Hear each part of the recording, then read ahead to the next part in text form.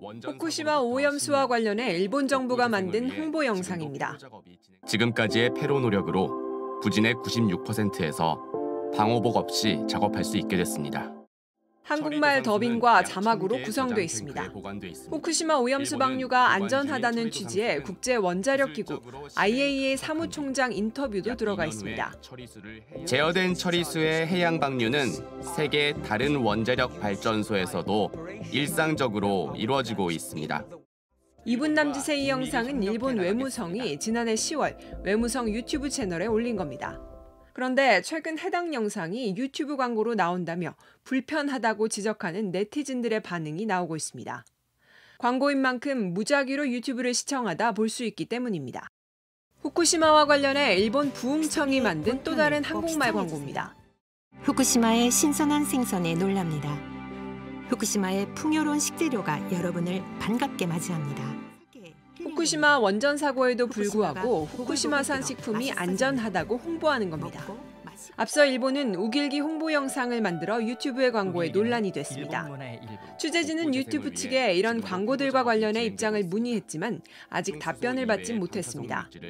유튜브 광고 정책엔 논란의 소지가 있는 문제 등은 광고 게재가 적합하지 않다고 써 있습니다.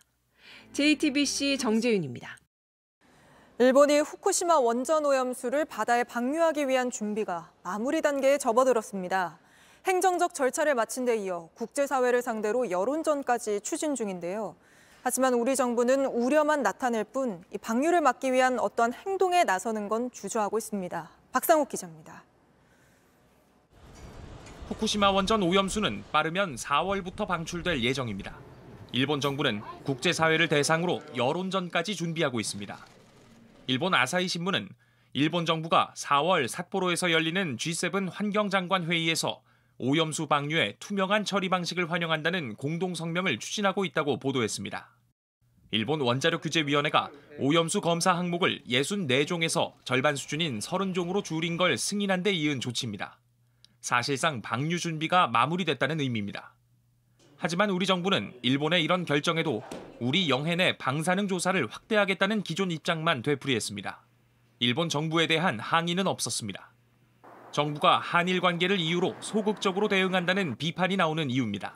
지금 정부가 이제 모니터 이야기를 한다는 것은 사실상 일본의 전략에 그대로 동조하는 것이라고 볼 수밖에 없습니다. 전문가들은 국제해양법재판소 제소와 같은 직접적인 저지 행동이 없는 이상 방출을 막기는 어려울 것으로 보고 있습니다. JTBC 박상욱입니다. 원전 오염수 방류를 추진하고 있는 후쿠시마에서는 매년 조금씩 내용을 바꿔 후쿠시마는 안전하다는 홍보 영상을 만듭니다. 그런데 비교 대상에 늘 서울이 들어갑니다. 후쿠시마 하늘과 서울 하늘이 방사선 농도가 같다는 겁니다. 하지만 전문가들은 비교 방법이 틀렸다고 지적합니다. 정재윤 기자가 취재했습니다. 일본 후쿠시마현이 최근 선보인 홍보 영상입니다.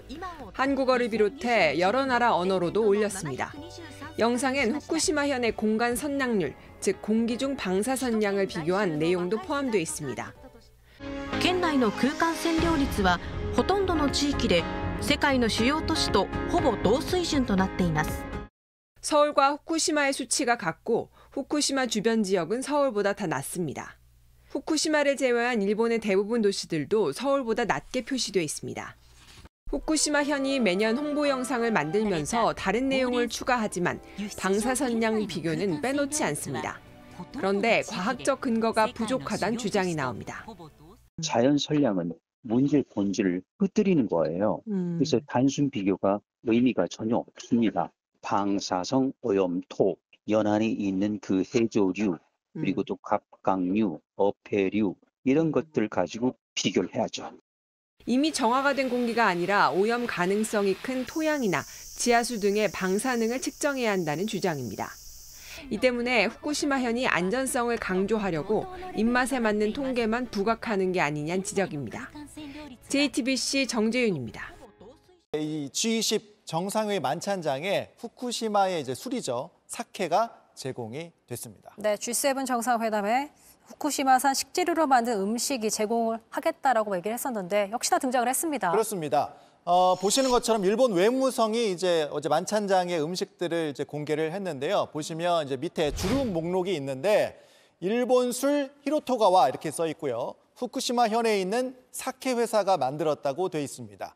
온라인에서 좀 찾아보니까요. 이런 제품이었고 100% 후쿠시마 쌀로 만든다고 쓰여져 있습니다.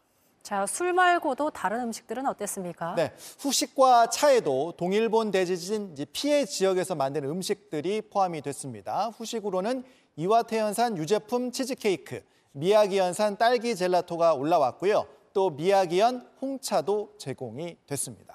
글쎄요, 여러 가지 논란 속에서 아무튼 일본에서 치르는 국제 행사 때마다 이렇게 후쿠시마 음식을 내놓고 있습니다. 네, 계속 꾸준히 내놓고 있는 거죠. 만찬뿐만 아니라 G7 정상회의 이제 미디어 센터에도 이렇게 보시는 것처럼 후쿠시마 음식을 이제 홍보하는 시설을 설치해서 운영을 했고요. 그리고 2년 전에 도쿄 올림픽 때 선수촌에 후쿠시마산 식재료로 만든 음식들을 제공했던 것도 기억나실 겁니다. 그래서 우리나라나 미국 등 일부 나라들은 아예 따로 음식을 공수하기도 했었고요.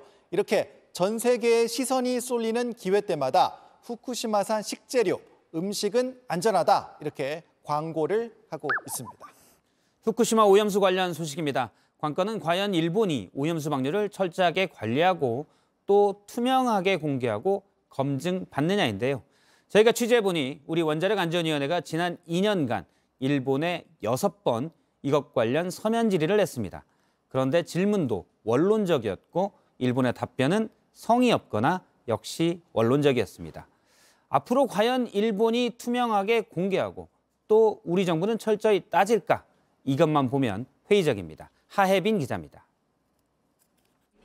원안위는 지난 2021년 4월부터 일본 원자력 규제위원회 NRA에 질의서를 총 6번 보냈습니다. NRA는 후쿠시마 오염수 방류 계획을 들여다보고 있는 일본 규제기관입니다. 현재까지 4번의 답변을 보내왔는데 오염수라는 표현에 반발하는 내용이 대부분입니다. 도쿄전력이 방류하는 건 오염수가 아니라면서 알프스 처리 오염수는 잘못된 표현이라고 지적하기도 했습니다. 이번 시찰단 파견에 앞서 원안위는 관련 자료를 상당수 확보했다고 강조한 바 있습니다. 일본 측으로부터 저희들이 답변을 받아오고 있고요. 자료들은 상당히 확보를 하고 있다. 그런데 정작 NRA는 주요 자료 원본을 공개해달라는 요구에 우리 기관 업무가 아니라거나 외교적으로 해결할 사안이라며 사실상 거절했습니다. 전문가들은 원안위 측 질의에도 문제가 있다고 지적했습니다. NRA가 이미 온라인으로 공개한 자료를 재차 요구하거나 비슷한 취지의 질문을 반복하는 등 준비가 부족했다는 겁니다. 원론적이고 일반적인 답변만 왔다고 봐요. 이 질문을 통해서 얻은 답변에 유의미한 건 없다.